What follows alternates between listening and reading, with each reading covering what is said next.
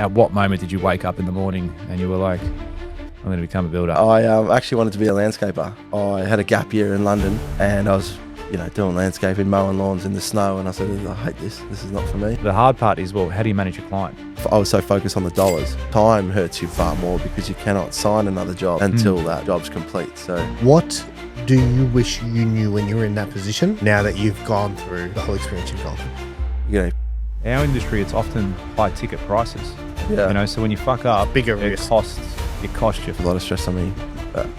But yeah, I did learn a lot and open my eyes to the aspects of not just being a builder forever, because I won't be. You do learn that the hard way as well. It doesn't break you, makes you stronger.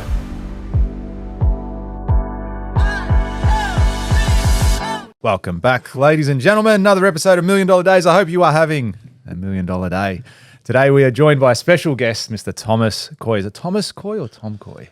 Surely your name is surely it's Thomas. Is on my surely your passport, parents would have said, nah, this looks like a Thomas. Yes. It's definitely not a Tom. My mum says Tom with an H in it as well. That upsets me. Oh, Jesus. Yeah. Don't want that. Wait, what do you mean? She said, T-H. hey, Tom with a H, come here. No, T-H-O-M, not T-O-M. But how did she say Tom? No, Thomas. It just says Tom, but that's... Oh, so just you type it. No, she'll say it. Just She'll say it. No, She'll say it does type it sometimes. Anyway, it's real. Am I?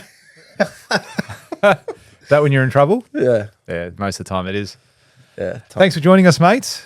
for having me. We've been connected for a few years now. It's amazing how quickly time goes by, doesn't it? Otherwise, we just get A lot of shit's happened between now and then, and Yep. we've wanted to get you on the podcast for a little while and have a chat and, yeah, just discuss your journey of business and running a construction company and what it's meant for you. So thanks for joining us. Thanks for having me. So at what moment did you wake up in the morning and you were like, I'm going to become a builder? It's a good question. It just happened that way. I never actually woke up and said, Yeah. I want to be a builder. You just wake up and you were a builder. Yeah. You're like, oh, look at that. That's just because I can't remember anything. Yeah. No, I actually wanted to be a landscaper. Yeah, right. And then I had a gap year in London in 2007, I think. And I was, doing landscaping, mowing lawns in the snow, and I said, I hate this. This is not for me. Mowing lawns in the snow. Yeah, it was So snowing. You're one mowing day, and I was snow? mowing someone's lawns in Chelsea somewhere, and I was like, this is not for me. However, obviously being a landscaper in Australia is very different to in the UK, but I discovered that I like the hard aspects of the landscaping, the decks, the pergolas and things like that. Yeah. And then also when I was living in a hostel there for a bit, I met some chippies there that were cashed up, and I thought, oh, this is all right. I want to be a chippy. So I came back to Australia, started an apprenticeship, and my plan was to get a house and go back over there once I'd done my apprenticeship, rent the house out and have an asset and live in London, and then didn't quite work out that way. So did you get your apprenticeship in the UK? No, I came back to Australia. Okay. Yeah, What were you doing in the UK? just having a gap year, just travelling after. Oh, just, After okay. high school. Yeah, That's good. I actually lost my license driving for 9 months. So, So like, I'll just go I to was the like, overseas. yeah, that's it. They haven't banned me from driving there. That's right. That's Excellent. And then, so how long did you work as a chippy once you got qualified? Um, So were you working for someone, or did you go out pretty much immediately and start your own business? Like, what was your no, process? I worked for someone. So finish my apprenticeship, then work for someone else, not my employers at the time. Worked for someone else for about 6 months, and then said, I might as well just start my own show, and then started Coy's Constructions back then. Yeah, excellent. And you weren't a builder back then? You were doing just your carpentry? Nah, Well, just not carpentry. but you're doing carpentry as work? Yeah, that correct. period? Yeah, I was a contractor, yeah. Nice. And then did you grow your team? Like, was it yourself? Did you go in partnership with someone? Did you get other boys involved? How did you sort of go from being that one-man show to then having more people? Yeah, so just myself, gain more confidence on your skill and ability as you do coming out of your time, and then started getting more demand for the work that I had, and then started employing some employed a apprentice, and then 2, then 3, then 4, and then the company just grew, and then realized that I had too much admin to do, and then the next move was the jobs were getting too big. I was turning jobs away due to the size of them being eligible to do them as a carpenter. Yeah. So then said I'll do my builder's license, and yeah, I thought I'd made it when I'd signed a $200,000 job. Yeah, how funny. That's like the day you become registered, you're like, how good is this? I'm unstoppable. Yeah. Like, I'm going to make just, where do I cash the check? Like, show me. Show me the place that you go to cash the check. Little did I know, yes. Yeah, look at, and that's unfortunately a lot about what, the industry is a little bit like that, It's almost a license to fail. Yeah. Because they don't give you, although they check technically your sound, which I'd say 95% of the builders are technically sound, they don't give you some of the business fundamentals that you need to have to run a successful business. You kind of learn those the hard way. Most people do. Isn't that most industries? Look, perhaps, but there's a lot of What risk. business? What I'd industry say- do they teach you the business? They don't. They teach you how to do the job. Yeah, And what? Accountant? Accountants are the worst. Dude, accountants don't take business advice from accountants. Yeah. Take accounting advice from accountants. Yes. They know how to account. the numbers. Yeah, they know how to account for stuff. They don't know how to run a business and grow a business. Yeah. Most of them. Some do, I'm sure. I'm sure there's Mine- a lot of businesses like that, but I suppose in our industry, it's often high ticket prices. Yeah. So when you fuck up, bigger it risk. costs you big I time. guess you're so focused on getting the knowledge, the acts, the regs. I heard this saying that the knowledge you have to know as being a licensed builder is a 6x4 trailer load full of books. Yeah.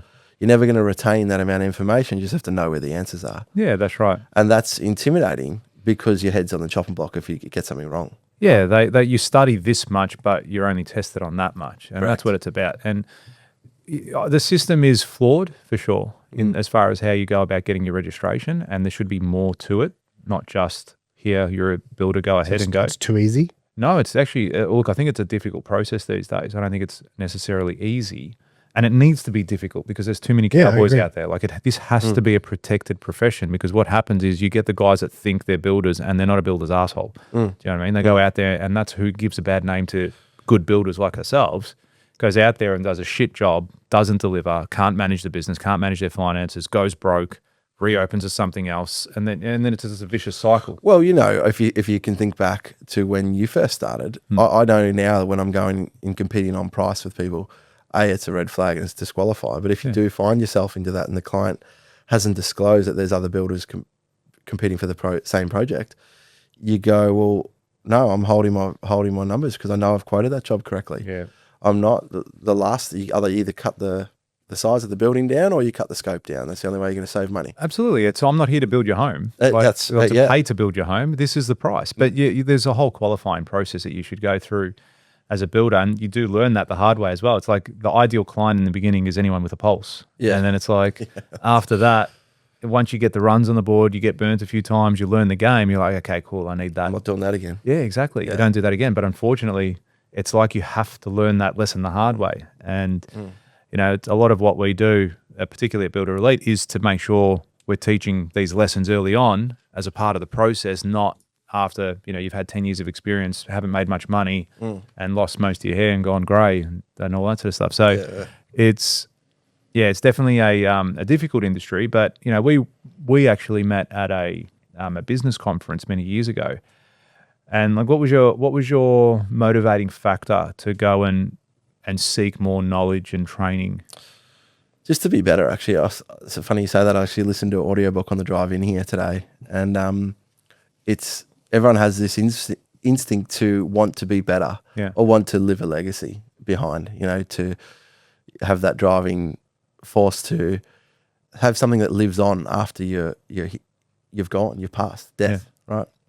So everyone knows, well, I guess turns a blind eye to death, I guess, but they want something to last on after they're gone. So that, I guess, subconsciously was a driver for me, to build something for my kids, for my family, and ultimately just to be better. If there's something you don't know, knowledge is power.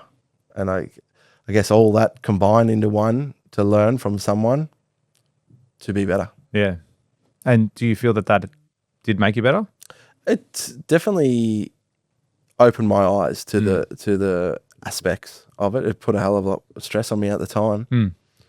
That's how you can grow though. Like the stress aspect is part of the game. Yeah. You got to be able, you got to learn to handle it. It's been any business, there's levels of stress, and we've said it on previous episodes as well, like stress can be a killer, can kill you if you think it's going to kill you, but it can also be a motivating factor that pushes you to achieve great things and get shit done. Yeah, it's just completely how you perceive that implied stress that's put on you. And you've also asked for it. You're a business owner. Yeah, that's true. And you can't always, but you have two choices. You can sit there and go, poor me, or you just go, well, that sucks, get on with it. Yeah, that's right. And I think personally, it was too much too quick. Put a hell of a lot of stress on me. But yeah, I did learn a lot and open my eyes to the aspects of not just being a builder forever, because I won't be. Yeah, and that's great that you can have that foresight. Yeah, as well. Yeah, they're really cool. So you went chippy turned builder, which is what most people, but more than half builders. I think it's the most. Oh, you'd have more. Yeah, it's the most common route. Yeah, I'd say it would be. Most of them are going to be carpentry based, because with carpentry, it's almost like an all round skill. Yeah. You need to know. You learn the structure, but you'll learn, the foundations of the design, and you sort of involved from that process. Well, I guess the chippies are on this job most of the time. Yeah, they're there from almost start to finish. They'll see the services trades go through. They see a whole range of things happen throughout their process of being on site. So you tend to pick up a fair bit of it. Yeah, along the way. What do you wish you knew, or what would you tell someone who's a chippy now who wants to turn into a builder? Like someone who's a chippy now and they want to become a builder and they want to become licensed. What do you wish you knew when you were in that position now that you've gone through the whole experience you've gone through? Yeah, good question. So to clarify, an apprentice or a carpenter? No, like so chippy, someone who's been doing it for 5 years, so qualified. Say they're applying for their building license. They're looking at becoming a builder, or they are working with a team. They've got their own team and they want to take that next step. Just to be honest about their weak spots, I would be if I know my strengths and I also know my weaknesses, and it took me a while to identify the weaknesses, which you could fast track that if you could find someone like a mentor. So someone who wants to be a carpenter, to answer your question, find someone who has gone through that process and go exactly ask that question. What would you do better? I would identify what like I did a business course because I knew nothing about it, in conjunction with Certificate 4, because I wanted to learn everything, because it annoyed me when I didn't know the answers to things. And therefore, if you don't know what questions to ask, rather than hitting roadblocks all the time. So if they're a carpenter wanting to be a builder, wanting to fast track it, find a mentor or do as many programs as you can on the side. Associations like Master Builders and things, they have courses, but they don't tick every box. I don't think there's any one place that ticks every box. There's a lot of companies that will sell it to them. Yeah.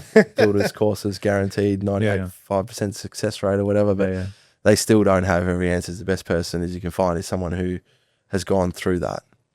Yeah, I completely agree.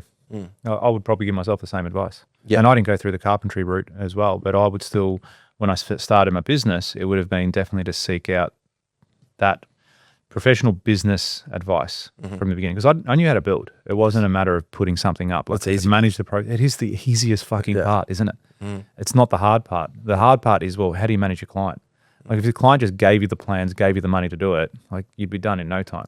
Yeah, and it's all the emotion that comes in with it. It's all the other things you got to handle. It's contracts. It's subcontracts. It's marketing, branding. It's the estimating, how to hold the people accountable. Yeah.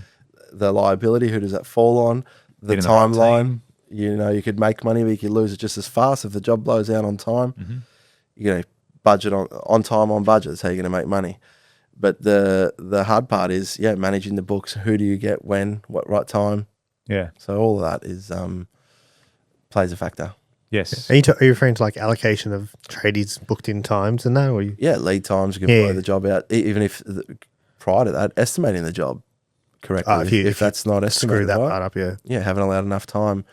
If you lose, say, $5,000 on a contractor, it hurts far more if you lose 5 weeks on the job, because as a builder you have a certain eligibility of insurance, and I think at the start, I'm not sure if you're the same, George, but I was so focused on the dollars, making sure that I was hitting the numbers, making sure that the plumber said he was going to do it for $12,000, his invoice is $12,000 or under.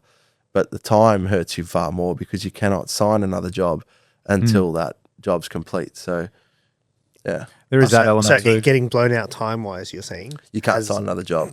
Yeah, Yeah, if you don't have insurance enough assurance to cover that. The other thing is, it's a very real cost to the project and to your business when a project is delayed, because you still have to pay your supervisor his $10,000 a month. yeah, that's You right. still have to pay for the site shed. You still have to pay for electricity. And you've only budgeted for 12, but it goes for 15. That's right. All right, so you might have an extra 35,000 or 30,000, 50,000 worth of delay costs when you don't finish a job on time. And that's what people don't often understand. They're like, oh, you're making heaps of money. I said, hang on, you've delayed me by 3 months and this costing me a significant amount of money to get this job finished. Correct. They don't see it. No, they don't. They don't see that. So, these are the sorts of things, again, the processes that you don't get taught and no one ever puts in front of you and says, oh, hey, you should manage your job like this. Oh, this is how you manage delays when they occur, because they will always occur. Always occur. There's some things that you can control. There's some things that you can't control. Yeah. But they always come up. That's for sure. And that's what, for sure, that's 100% agree. And the hard part is, we touched on it before, managing stress, is that you can get hyper fixated on those things. Jesus, job's killing me. And turn a blind eye to things that actually matter. Yeah. And that's what the stress consumes you. And it's very easily done because there's a lot of moving parts in every job. Often you'll run multiple jobs at once, multiple clients, multiple trades, weather, all these things come into it. And it can hurt you more if you get hyper fixated, and you got to really pull yourself back, center yourself to what actually matters in life. So we've spoken a bit about problems. What are some of the wins you've had along the way? Wins in building? Yeah, just in building and building. What are some things that you're bit of a fist pump moment for yourself? I've got a great family, great young family, and that's, as I look at now, some people struggle to have families, and I really count myself lucky to have. I've got 3 beautiful kids, and brother, sister, my parents. I've really got a great family that's around me. So Awesome. Yeah, I'm grateful for that every day. Love it. And then, okay, so what about in your business? Have you had some fist pump moments there too? Yeah, for sure. There's always times, like I said, when I started winning a $200,000 job, I thought I'd made it. That's it. I'm rich. Yeah. This is awesome. Not getting any better than this. Yeah, that's it. That's it. You've won. Whereas, years down the track, you'd think twice about that, so. Yeah. Now you don't get out of bed for $200,000. Not like that. It's just, the business grows and then it becomes too expensive to do a small job like that, as you know. But no, the business, I'm really proud of the business. It's come a long way. Awesome. It's evolved every day. We're trying to adapt systems and processes, and things are still never running smoothly. So we're like, right, we need a system for that, and just feel like we're getting better and better all the time. I've had some big changes recently, big hurdles that we've accomplished. So together as a company, it's I'm proud of where we're at and where we're heading. Excellent. That's great. Do you want to talk a little bit about what you guys specialize in? Because we work together, for full disclosure. And prior to us working together, I didn't know what. Well, actually, prior to meeting you, once I met you, I kind of got my head around it. But prior to meeting you, I'd never heard of passive homes. Do you want to tell everyone listening a little bit about what a passive home is, and for those who haven't heard of it before? So we specialize in high performance passive house construction. Marketing, as you know, is tricky because, many people haven't heard of a passive house. So what do you put on your banner? Is it high performance custom homes? Because people resonate with that. So a passive home is basically a high performing home, which accounts for there's 5 elements to it. There's thermal insulation. You've got to make sure your building envelope is tight. Your high performance windows, you can't just use any style of window. That has to be a certified window from certain manufacturers. It has to have air tightness layer. So When you say certain window manufacturers, are they do they become credited? no, they just have to perform. So they have to be airtight. It depends. Economically, they have to be weatherproof.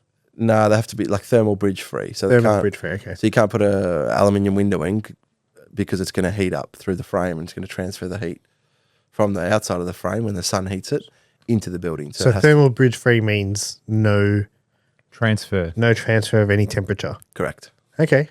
Yes. There you go. A little And something. there you go. That's one of the elements. So same thing as if you have a fancy high architectural house that's got structural steel spanning from the inside of the home outside, that's a thermal bridge. So you can't have that because obviously the sun would heat that And or then cool feeds it, through, yeah. and it transfers through and it will create a dew point or So, correct me if I'm wrong, it's more expensive to build a passive home Yes, than it it would be a is. standard home. yes, it is about between 15 and 30% more Yeah, expensive so upfront. Here I am. I'm like, oh, I'm interested in a passive home. What, 20%, 30%? What's wrong with you? Mm-hmm. Why would you tell someone to build a passive home? Be comfort is the first point. You'll have a 2-degree temperature difference from your toes to your ceiling. Yeah.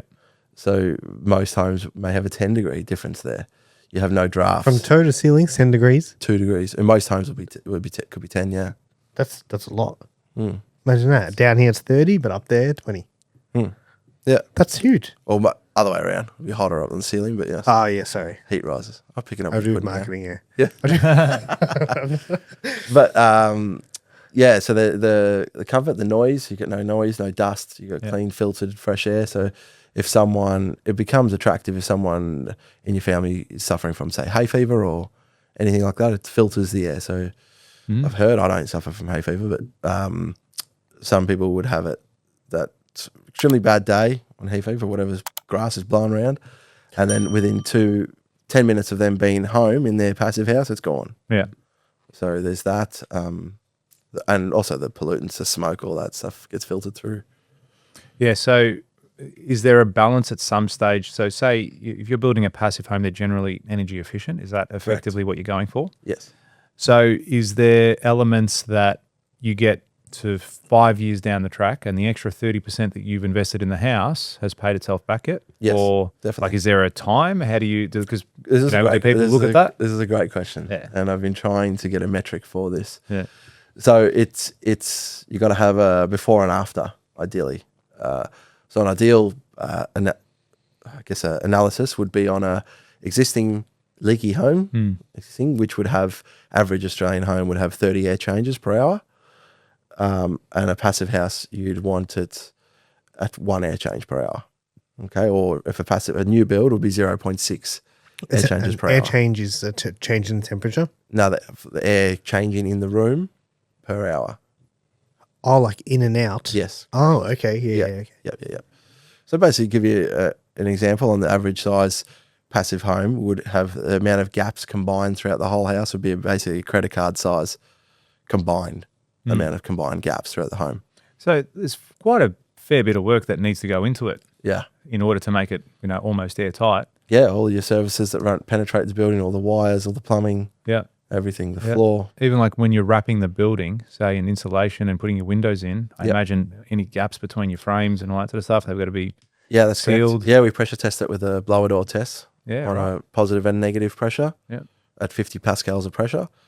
So that's a fan. So that's that would before, replace. and what point do you do the test before plaster? Yeah, multiple tests. So we'll do it once we do the external wrap. So we wrap the roof and the walls and the floor if needed.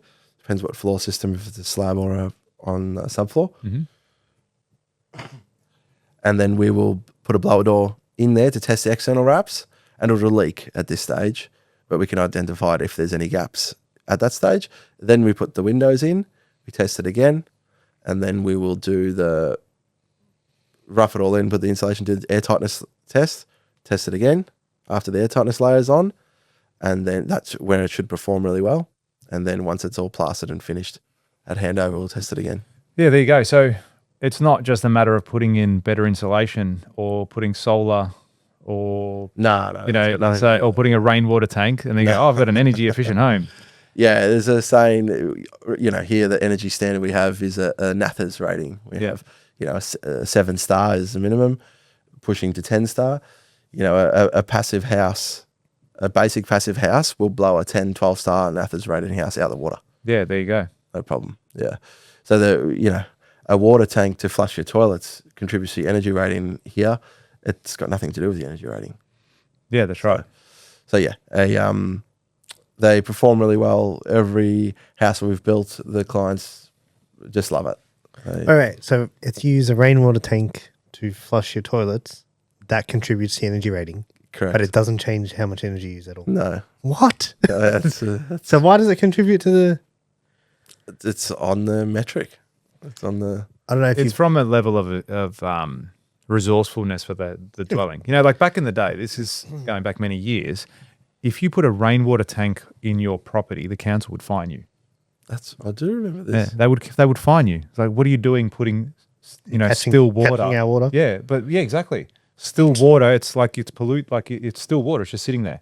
It's stagnant. It breeds, disease, all this sort of stuff. You can't have that. Whereas now it's like you build a new house. You can't build a new house without a rainwater tank. Mm-hmm. And the reason they do like on-site water detention and rainwater tanks is so they don't have to upgrade their service coming into the house. Yeah. So they don't have to put new pipes in the streets. No, you keep the water on your site so we don't have to upgrade our shit. Yeah, and make the client pay for it. It's just a Yeah, joke. exactly right. And Yeah. if they do have to, they make sure someone pays for it. But if you crack the footpath, you're going to pay for it. The builder. No, absolutely. So, yeah, it would contribute to using less water and you're retaining the water on site if you're using it to flush toilets. Like it will contribute to energy overall, but as a metric, it probably doesn't. No, so you can't have certain things in passive homes. Lighting is important, but on average home, lighting contributes to your energy bill maybe 20%. So it's not a huge area. It's what appliances you're running, how many kilowatts per hour per room, per 20, size. light makes 20% of your bill. So if you not even be less than. Turn the lights off. what if you like Turn these lights off. turn the neon sign off? Yeah. No, only leave the neon sign on. 17 beer fridges you got running here, Robbie. I wish. What were you saying? Oh, so let's just say I want a passive home, but I also want to watch my 90-inch plasma TV that sucks the life out of the electricity grid. Do you know what I mean? Yes. Yeah. Can you have that too? Of course. Well, you have offset. There's passive house plus, there's passive house plus, which basically means it doesn't use any energy, and it makes more energy than it's using. Yeah, wow, that's So it interesting. feeds back to the grid. Feeds back, yeah, So it actually makes you money. yeah, Because you get paid when you feed the grid. yeah. It's They not don't much. They don't. They give you It's nothing a- now. it does Cents on the dollar. fuck all. yeah, 2 parts are nothing now, but yeah. Oh, has it dropped down more, has it? It's ridiculous. Yeah. It's not even worth it. When I built my first house in Hillsville many years ago, I got it locked in at 66 cents. 66. 6 cents. Wow. They would buy it off me for 66 cents, and then I would buy it back off them at night time for 24 cents. So I was making money just off a simple solar system. Now I think they will. Yeah, like 6 cents. Yeah, Yeah. and they probably buy it off them for 50 cents. I don't know what it is now. But Daylight robbery. yeah, Yeah, literally. but Hillsville, they probably didn't have electricity back then. Oh, yeah. Yeah, That's why. Yeah, I had a horse and Like, cart they're like, Yeah, "Oh, horse and this?" cart. Yeah. They're like, On a what wheel. is this, man? This is amazing. on a wheel. Yeah. Very good. So do you need to be accredited to build a passive house? Like, can I go build one tomorrow?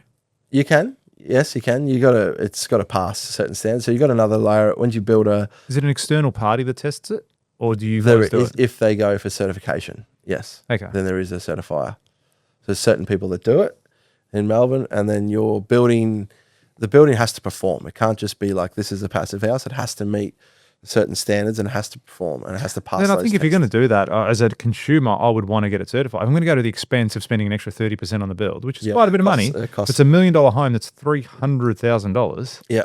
All right. So if you're going to go to that extent, I'd be like, no, like certify this. I want to make sure that my builder has complied with what needs to be required to build a passive home.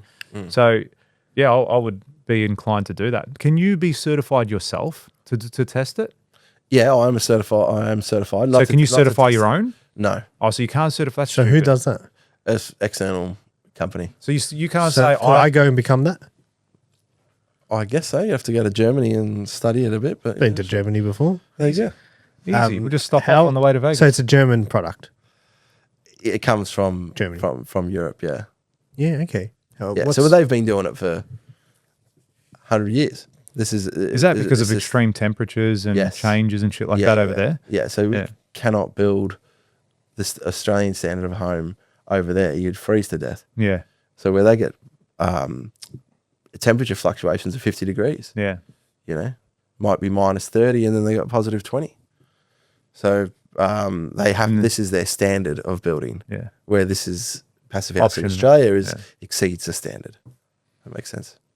I think we have a pretty good standard here, huh? Like that would be the general consumers. Yeah, but we've got a pretty average climate when you talk about temperature, Fluctuation. other than what's happening in Queensland at the moment and the high temperatures we get in Melbourne of obviously 40 plus. So, but they are few far between. Whereas in Europe, I guess they get those minus days where you would literally freeze to death. Yeah, literally. But the temperature in a passive home will stay between 20 22 degrees all year round. Yeah. So we don't need big thumping air conditioners to cool the thing. So it will stay at that ambient temperature just because of the building envelope, the windows being used, the thermal bridge-free design. Yeah, HRV runs 24/7, which runs it's a heat recovery ventilation system, which gives the fresh filtered air 24/7. Yeah, so you never need to open up a window. No, you never said people go, you make it airtight, I can't breathe in here. It's not like that. You can obviously open up the windows and Get some polluted air from outside. That's bring right. it in. Yeah. And ruin your rating.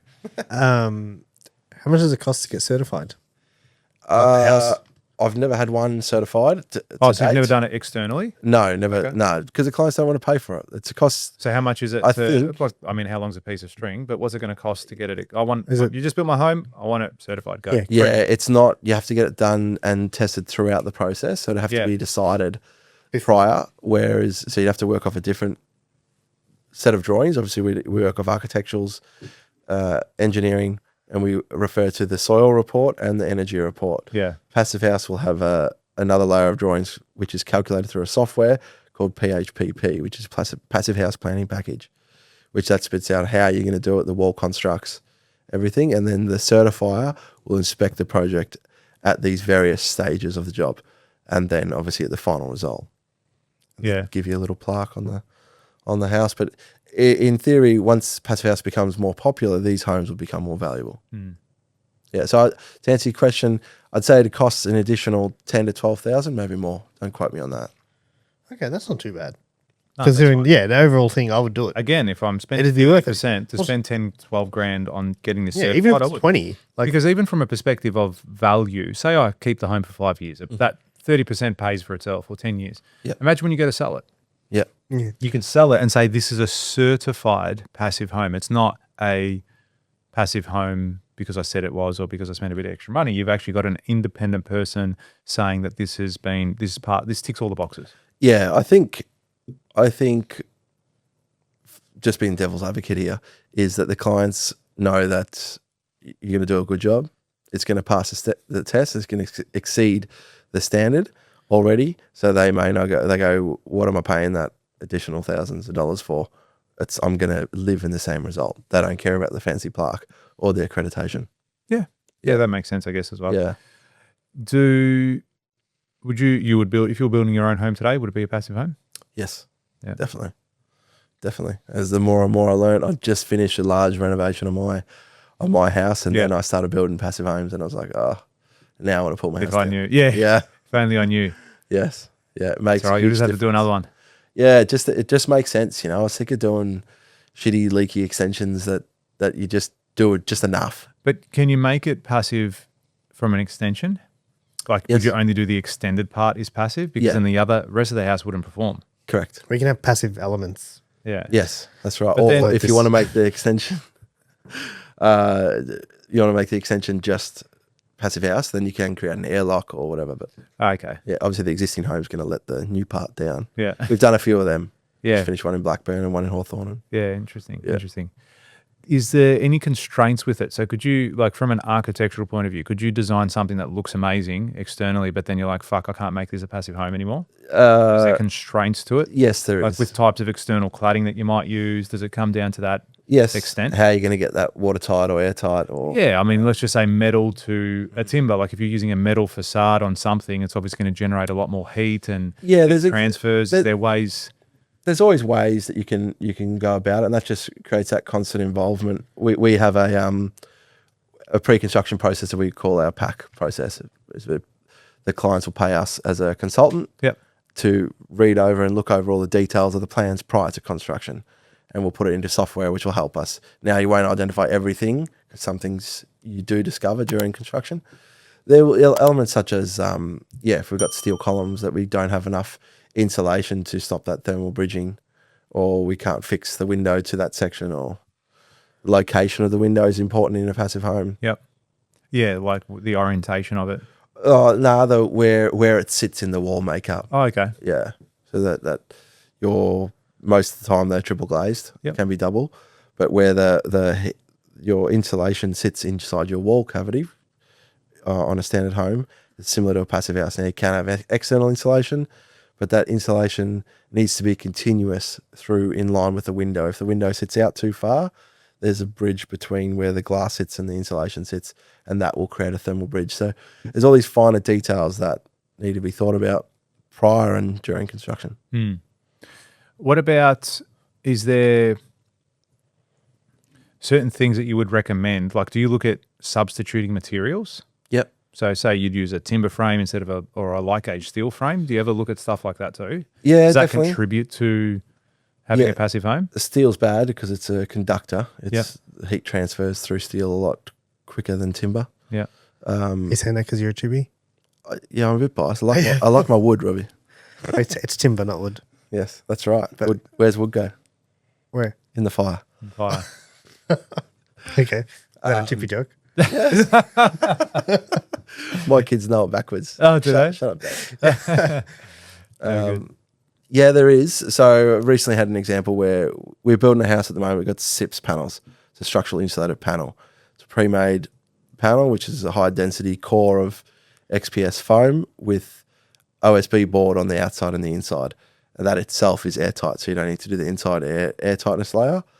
And then the floor below is yellow tongue, which forms the air tightness layer as well. Yeah, right. Now, that's a very expensive product for shipping costs and everything. There's a manufacturer here as well, but it's very expensive to build and install. So a constitution of that is to create the same performance of that panel in a conventional stud frame. So a 90 mil, you'll never get it. So you upsize those studs to a 140 or even a 190, some cases 240, and you put a high density insulation in that, and that wall makeup will perform the same. And the cost offset is, Yeah, interesting. So you kind of hack the system in a way of like you're getting the same result in a different way. Yeah. It's all what the client's budget is. Like any build, budget is important, and what they're wanting to achieve. So Yeah, but so the thing you just explained, half of it sounded like a different language to me, but the thing you just explained, do you get the same result yes, for less cost? yes. So why would you do it the other way? Would offset? Why would you? Because the SIPS is a premium product. It is a better product. But is there you long run it won't last, or you know what I mean? Like, what's the downside? Like, okay, we can go this cheaper way and we're going to get the same result, but Well, you could get a higher performing wall with less room. So if you've got a tight site, you got a property in Hawthorne and you're 6 meters from boundary to boundary. A SIPS build would be better. You're going to get a high performing wall with Using smaller, less space, yeah. less space. Correct. okay, yeah. And I guess on a site like that, 100 mil is a big difference, right? So whereas to get that same performance out of a conventional frame, you might lose that distance. That could be an option. Also, access, time of build, time of year, all those sort of things, all those factors. So there's things to factor in. Yeah, for sure. Yeah. So how many people in your team now? How many of us is there? 5 on site. Yep. And then there is 5 in the office. Nice. Are you still on the tools? I'm like Mr. Fix It. I fix everything. I like to be on this. I like going to site. I like being on the tools, but it's not my, I need to be elsewhere. If I spend too much on site, the stuff in the office backs up. Yeah, absolutely. Yeah. So I do a bit of everything. I do the sales, which I kind of enjoy. I like the chase of the sales. I'm actually pitching a job. It's a high value job at the moment, and the client does procurement. That's what he does. So he teaches people how to buy. So he's a challenge. Yeah, right. Yeah. He's like, I know, I see what you did there, Tom. Yeah. So he's fun in the when I'm pitching the quote to him, and he's trying to obviously cut me down on price. It's a good laugh. Yeah. I got a question. Mm-hmm. If you couldn't work in the construction industry, so they said, Tom, that's it. We're banning you from construction. You can't go on site. You can't go on commercials. You can't do anything. You're not allowed to be a chippy, nothing. Mm-hmm. What would you go and do tomorrow? That's a good question. For a living, not for fun. What would you go and do for a living? I want to be a game ranger in Africa. What's that? Just go like Shooting stuff? No, that's the opposite of that. Teaching Oh. people to track the animals. Shooting hunters. Not shooting. That is the opposite. Complete opposite. Yeah. Shooting animals, shooting the hunters. That's right, shooting the hunters. Yes. No, I'd love to. I've always liked the idea of living on a game reserve in Africa and getting to know the animals and learn how to track them and things like that. Probably do that. You could probably do that at Werribee Zoo, though, mate. No, Yeah. Stay a bit more it's not local. the same. Not the same. I feel at home. I was obviously born in South Africa, as you know, and I feel at home. Yeah, nice. Maybe it's because I'm so far away from the problems on the job, so Yeah, I get some peace. yeah. Can't that's come it. back and fix anything, so might as well have a holiday, have a beer. Excellent. That answers that. Yeah. If anyone wants to connect with you or find you or learn more about passive houses, where should they go? Yeah. This is your job, Robbie. This is. I'm setting it up. I just lobbed it up for you to knock it out of the park. We've got a website. We've got a website. It's great. Yeah. Hopefully you can work out what it is Figure it out. and work it out.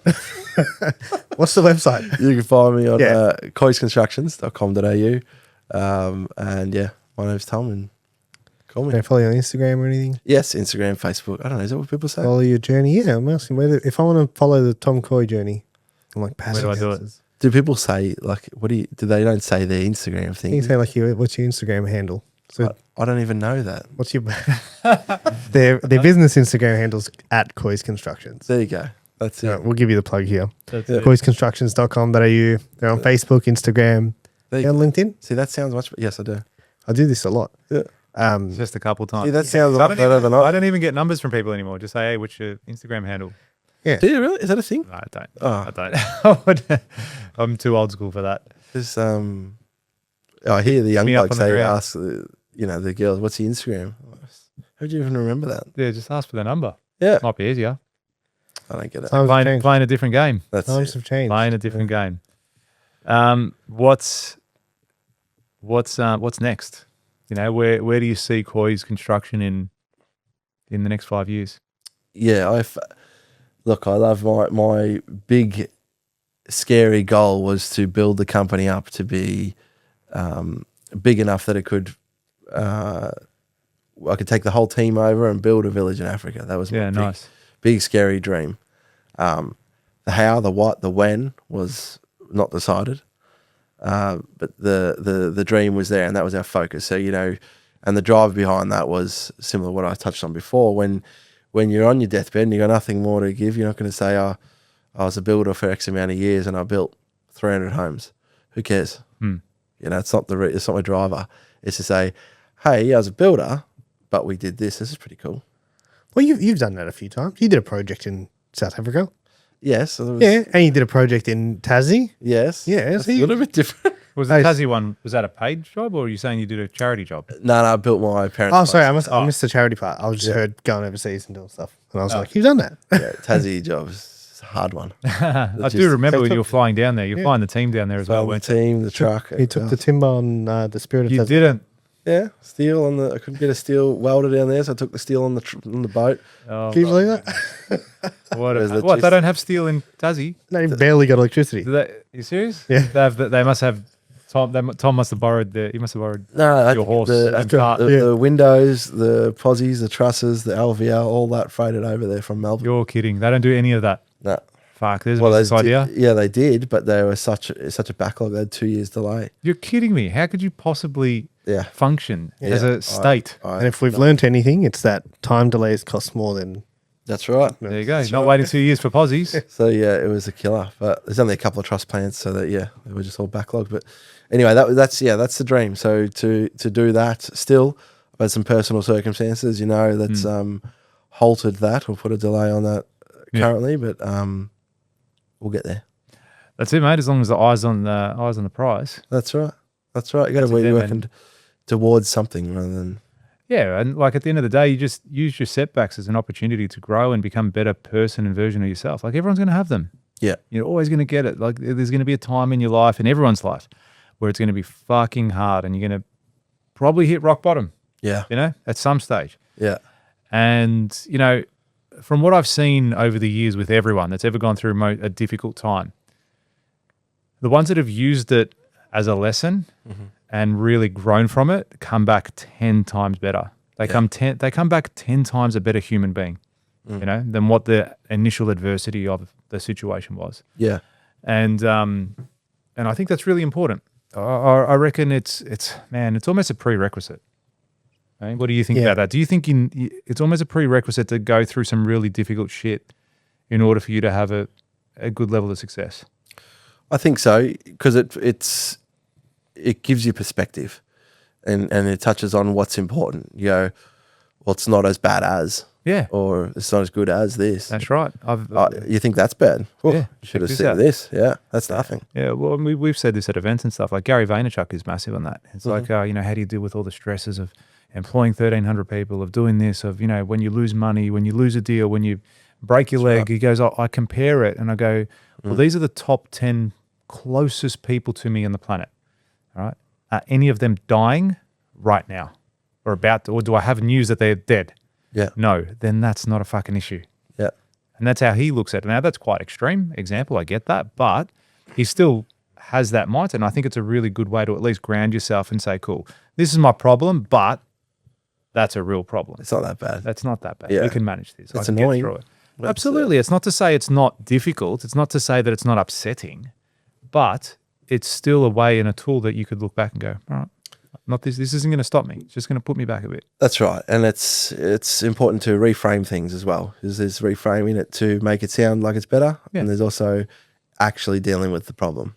And there's so many moving parts as, I guess, anyone's business that it can shift your focus. And it's impossible to not think about it, but you got to try and compartmentalize it, push it to the side a bit so you can focus and keep carrying on with your day. Where some people throw the toys out the cot, kick their legs up and go, well, poor me, poor me, poor me. Yeah. You're not going to get anywhere. You can be that person for a long time and you'll be put in that box. But if you just go, well, that sucks, get on with it. Yeah. Move on. And like you said, what can you learn from it? What doesn't break you makes you stronger. Yeah. And then look, there's an opportunity there for you as well to pass that knowledge on. And then effectively you become that mentor through your experience. That's what a mentor is. It's just someone that's gone and done the things that you haven't experienced yet. Literally. Now, most of the time they're hardships. Hey, don't do this. I've done it. It's fucked. Yes. Okay. Yeah. And then you're like, oh, wow, thanks for letting me know because I didn't know that. Yeah. And you've just saved me a year's worth of heartache, or you've saved me $300,000, or you've saved me from committing to this relationship with this person, with that consultant, with that subby, with that whatever. Well, it's funny you say that. It's like that's what everyone's after. That's why people pay mentors and business coaches and that, because they're looking for a silver bullet. They're looking for a quick win. How can they fast track it to get to the next stage quicker? Because they know everyone's time is running out. Yeah. As eventually you're going to reach the time where you go, well, that's it. I can't work anymore. Some people will. Some people also get in their own way. They're like, what? Pay 50 grand for that? Fuck off. Yeah. It's like, mate, Yeah. is that all? Is that all I have to pay? Like, do you know what I mean? Yeah, It's how you're fast tracking your position from A to B at the end of the day. And that's where I've always looked at it with mentorship and advisors and anyone that's in my life. Like, how are you going to help me get from A to B? What do I need to do? What do I need to invest? Like, where's that point of intersection? Yeah. I couldn't agree more. What I've been struggling with lately is that, especially what's been happening in my personal life, is that you get compared to all the time. And then I guess the same thing could be spoken about in any industry. You can compared to this, you're meant to be like this. Says who compared to what? Well, comparison is one of the quickest way to sap the energy and happiness out of your life. Do you know what I mean? Comparison is the thief of joy. Oh, there you go. That's the saying I was looking for. Mm-hmm. And he had it. He had it there. But wise man he's just leaving me fucking hanging and making shit up. I was like, this is gonna be sick. Can't wait. This is my I was like, opportunity, my time to fuck this shine. up. I'm ready. This is I'm ready. I'll fucking show him. yeah. But yeah, What was it again? Say it again. No, I can't. You can't? Say aunts only. Comparison is the thief of all joy. Joy, not all joy. Not all of it, just some of Fucked it. it up twice.